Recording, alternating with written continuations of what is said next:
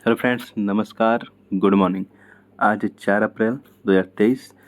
आइए कुछ जो चर्चा में करंट अफेयर्स थे उनको मैं देख लेता हूँ और हम देख लेते हैं और बताते हैं ओपेक क्यों चर्चा में था, आरएलवी क्यों चर्चा में, और महावीर स्वामी जी की जयंती भी मनाई गई है और ये अडानी जी ये भी चर्चा में थे। ठीक है, तो आइए देरी न करते हुए शुरू करते हैं। आपका ये पहला प्रश्न है कि ओपेक में दक्षिणी अमेरिकी महाद्वीप से कौन सा देश शामिल है। तो ये आपका प्रश्न है, ये ऑप्शन है। ठीक है, तो सही जवाब है इसका वेनेजुएला। ओपेक कंट्री से, ठीक है, ओपेक जो कंट्री है उसमें से वेनेजुएला दक्षिण अमेरिका, ये देखिए दक्षिण अमेरिका महाद्वीप का मैप है और ये ओपेक कंट्रीज की लिस्ट। ठीक है, और अगर ओपेक ओपेक की फुल फॉर्म की बात करें तो organisation of the petroleum exporting countries इसका फुल फॉर्म है। ओके, और इसकी स्थापना ओपेक की गई थी 1960 में, लेकिन ये प्रभाव में आया था 1961 में। ठीक है, ये भी आप ध्यान रखेंगे, ये इसके मेंबर है।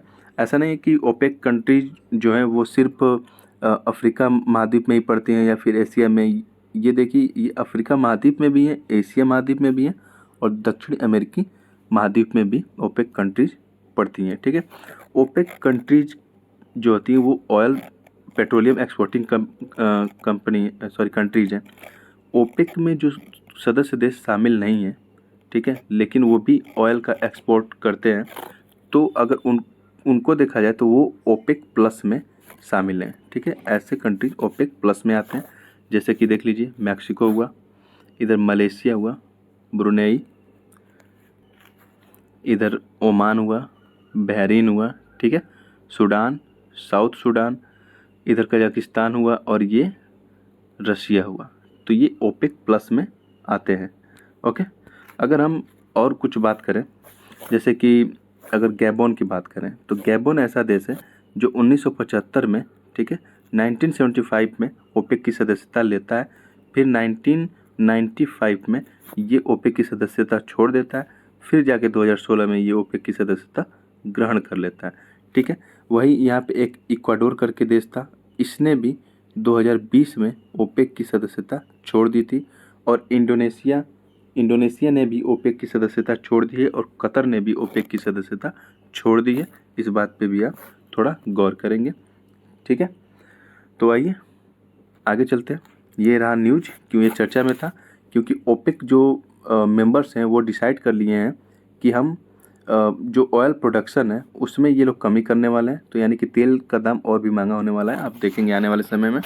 ओके, इधर देखिए एक शब्द है WTI। WTI का मतलब होता है वेस्ट, ठीक है, West Texas, West Texas intermediate, West Texas, देखिए वेस्ट टेक्सास इंटरमीडिएट इसका फुल फॉर्म होता है। ये प्रश्न पूछा जा चुका है। तो ये क्या है, तो ये जो ऑयल होता है उसका एक टाइप होता है WTI। ठीक है, WTI एक ऑयल का टाइप होता है। ये जो US बेस्ड ऑयल फील्ड है, मतलब जो अमेरिकन ऑयल फील्ड है, जैसे मैक्सिको का ऑयल फील्ड हो गया, संयुक्त राज्य अमेरिका का ऑयल फील्ड हो गया, उधर से जो ऑयल उत्पादित किया जाता है, निकाला जाता है, तो उसे हम WTI कहते हैं। अगर जो ये अफ्रीकन रीजन हो गया, मध्य एशियाई रीजन हो गया, उधर आप यूरोपियन रीजन ले लें, अगर उधर से तेल निकाला जाता है तो उसे हम ब्रेंट ऑयल कहते हैं, ब्रेंट क्रूड ऑयल। ठीक है, उसे ब्रेंट क्रूड ऑयल कहते हैं। तो ये जो ब्रेंट क्रूड ऑयल है यही भारत में लाया जाता है। ठीक है, भारत में कौन सा ऑयल आता है, ब्रेंट क्रूड ऑयल आता है, न कि WTI। तो इन दोनों में अंतर आपको याद रखना है। ठीक है, क्योंकि ये प्रश्न पूछा जा चुका है। तो आइए अगले प्रश्न की तरफ चलते हैं कि गृह मंत्रालय के प्रस्ताव द्वारा CBI की स्थापना कब की गई थी। ये रहे आपके ऑप्शन, और इसका सही जवाब मैं आपको दे देता हूँ। इसका सही जवाब है 1963 में। 1963 में होम मिनिस्ट्री द्वारा एक प्रस्ताव रेजोल्यूशन लाया गया, उसके तहत CBI की स्थापना कर दी गई। ठीक है, CBI का फुल फॉर्म होता है CBI का full central bureau of investigation. ठीक है, सेंट्रल ब्यूरो ऑफ इन्वेस्टिगेशन से CBI का फुल फॉर्म होता है। और ये चर्चा में क्यों था ये भी आइए बता देता हूँ मैं आपको। अभी प्राइम मिनिस्टर ने CBI का डायमंड जुबली सेलिब्रेशन सेलिब्रेट किया है, तो ये इसलिए चर्चा में था। Diamond jubilee celebration, diamond jubilee उसको बोलते हैं जब कोई संस्था का 60 वर्ष या 75 वर्ष पूरे हो जाते हैं तो उसे डायमंड जुबली वर्ष बोलते हैं। ठीक है, तो CBI की स्थापना 1963 में हुई थी और अभी 2000 23 है, तो इसे माइनस करेंगे तो ये करीब 60 वर्ष होगा, यानी कि इसका डायमंड जुबली वर्ष ये चल रहा है। ठीक है, इसलिए सीबीआई चर्चा में था। अगर सीबीआई के हम हेडक्वार्टर्स की बात करें तो सीबीआई के हेडक्वार्टर आपको मिलेगा नई दिल्ली में। ठीक है, न्यू दिल्ली में सीबीआई के हेडक्वार्टर्स मिलेंगे। और इसके अभी डायरेक्टर जनरल कौन है? सुबोध कुमार है इसके डायरेक्टर जनरल, इस बात का भी याद रखेंगे। अगर ये किस डिपार्टमेंट के अंदर आता है तो डिपार्टमेंट ऑफ जो पर्सनल ट्रेनिंग है उसके अंतर्गत सीबीआई आता है। ठीक है, आइए कुछ और प्रश्न देख लेते हैं। आपका अगला प्रश्न है कि भूटान की सीमा भारत के किस राज्य से नहीं लगती है, ये आपको बताना है। ठीक है, क्या पश्चिम बंगाल है, सिक्किम है, असम है या मेघालय है? तो इसका सही जवाब है मेघालय। मेघालय से भूटान की सीमा नहीं लगती है।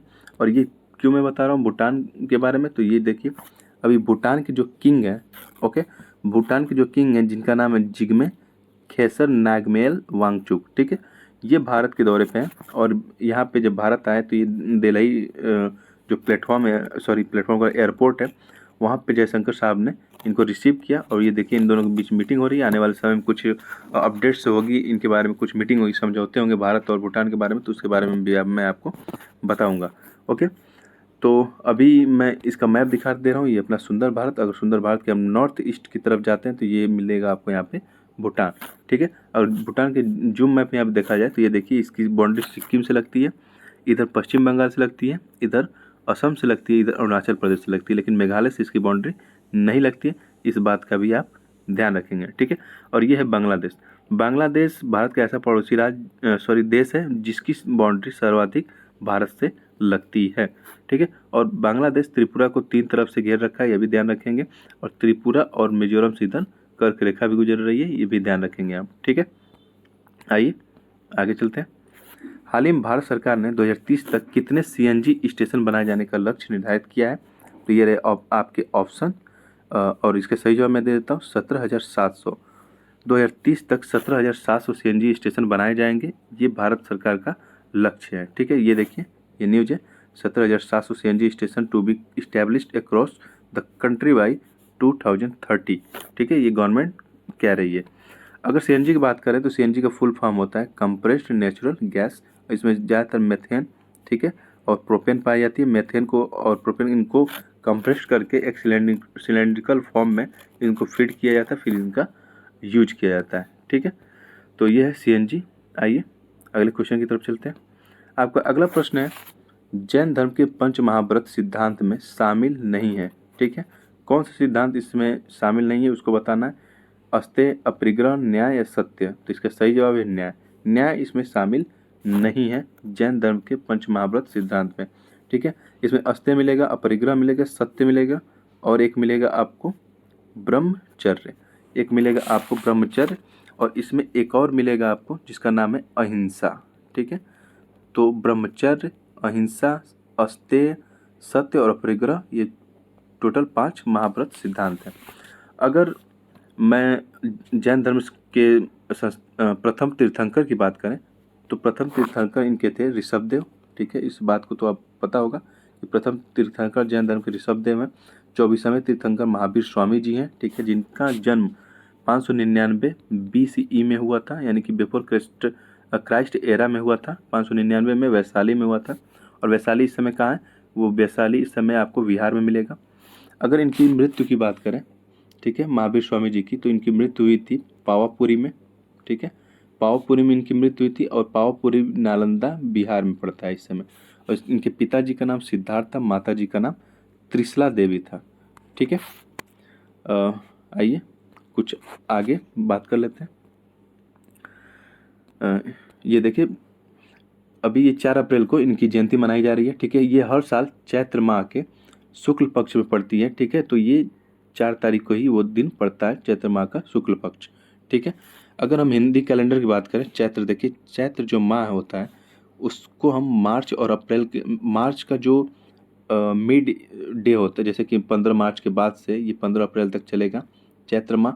उसके बाद वैशाख चलेगा, फिर ज्येष्ठ चलेगा, आषाढ़, श्रावण, भाद्रपद, आश्विन, कार्तिक, मार्गशीर्ष, फिर पौष, माघ, फाल्गुन। ठीक है, फिर चैत्र की शुरुआत होगी। तो भारतीय जो कैलेंडर है उसकी शुरुआत चैत्र मास से होती है, इसका भी आप ध्यान रखेंगे।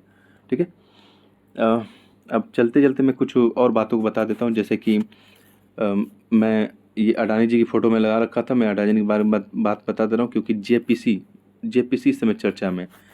अब संसद में जो विपक्ष की पार्टी है वो कह रही है कि जेपीसी का गठन किया जाए। अब जेपीसी क्या है?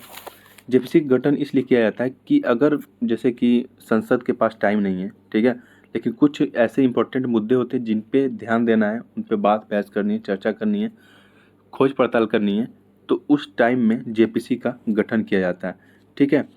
अब जेपीसी गठन मांग क्यों किया किया जा रहा है? क्योंकि ये जो अडानी जी हैं, ठीक है, एक हिंडनबर्ग रिसर्च की रिपोर्ट आई थी। हिंडनबर्ग रिसर्च एक संस्था है यूएसए की, ठीक है, उसने ये रिपोर्ट पब्लिश किया था कि जो अडानी जी हैं वो शेयर्स में बहुत ही हेर फेर किए हैं। लोगों का जो पैसा लगा है उनके शेयर्स में, उनका यहाँ पे हेर फेर हुआ है, यहाँ पे कुछ घोटाला हुआ है।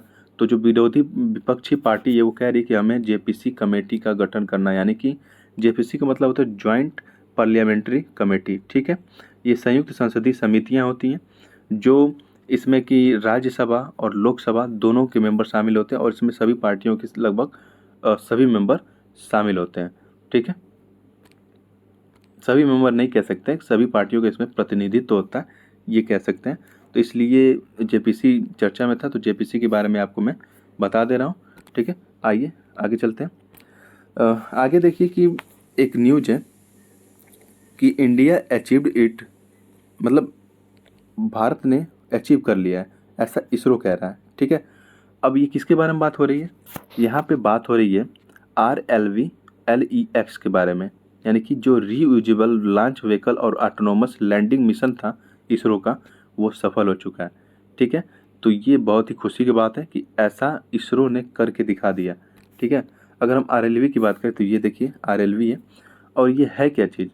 दरअसल जब कोई भी सैटेलाइट लॉन्च किया जाता है, ठीक है, इसरो या अन्य जो स्पेस एजेंसियां हैं उनके द्वारा कोई सैटेलाइट लॉन्च किया जाता है, मान लीजिए इसरो की द्वारा कोई सैटेलाइट लॉन्च किया जाता है रॉकेट से, ठीक है, इसमें सैटेलाइट रख के अगर लॉन्च किया जाता है, तो ये जो रॉकेट अंतरिक्ष में सैटेलाइट को छोड़ के जब वापस आता है, ठीक है, तो इसको समुद्र में कहीं गिरा दिया जाता है और ये बेकार हो जाता है, इसका दोबारा यूज नहीं कर पाएंगे, ओके। लेकिन इसरो ने ऐसी टेक्निक, ऐसे कह सकते हैं एक तरह से शटल बना दिया है, शटल इसको बोलते हैं, एक तरह से शटल बनाया है जो सैटेलाइट्स को ऊपर तो अंतरिक्ष में ले जाएगा, उनको छोड़ेगा और सही सलामत लैंड भी करेगा, ठीक है। तो वही है RLV-LEX, ठीक है। इसने 5.5 किलोमीटर ऊपर जाके, जैसे इसको 5.5 किलोमीटर के ऊपर ले जाया गया, ऊपर से छोड़ा गया, और ये हवाई जो स्ट्रिप है, ये पट्टी है, इस पर सफलतापूर्वक ये लैंड भी कर चुकी है, ठीक है। तो भविष्य में आने वाले 2 सालों में 2030 तक कह रही है, इसरो कह रहा है कि हम इस व्हीकल को एकदम परफेक्टली तैयार कर लेंगे और हम इसको रीयूज कर लेंगे, यानी कि ये सैटेलाइट ले जाके छोड़ेगा और वापस भी आएगा, फिर इसको हम यूज कर सकते हैं, ठीक है, जिससे कि पैसा भी बचेगा, समय भी बचेगा, ओके। और ऐसा नहीं है कि ऐसे ही टेक्निक अभी दुनिया में है नहीं, इससे पहले इस टेक्निक को डेवलप कर लिया था स्पेस एक्स ने, ठीक है। स्पेस जो एक्स है, स्पेस एक्स कंपनी जो एलन मस्क की है, उसने फाल्कन 9 रॉकेट बनाया, ठीक है, फाल्कन 9 रॉकेट बनाया, ठीक है।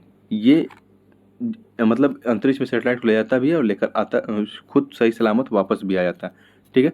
तो यही टेक्निक इसरो ने डेवलप की है, ओके। फिलहाल आज की करंट में इतना ही।